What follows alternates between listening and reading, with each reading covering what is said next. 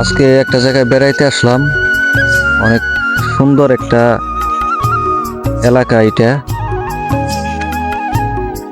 অনেক দূরে দূরে কোনো ঘর বাড়ি নাই, কিন্তু এইখানে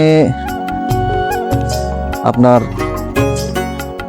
সবাই কৃষি জমিতে কাজ করে। অনেক সুন্দর এই জায়গাটা। এই যে রাস্তার দুই পাশ দিয়ে লাউ ক্ষেত আছে, এখানে বড় বড় লাউ ধরে আছে, কিন্তু এই জায়গায় কোনো চুর নাই মনে হইতেছে। এই রাস্তার দুই ধারেই লাউ ক্ষেত, মিষ্টি লাউয়ের।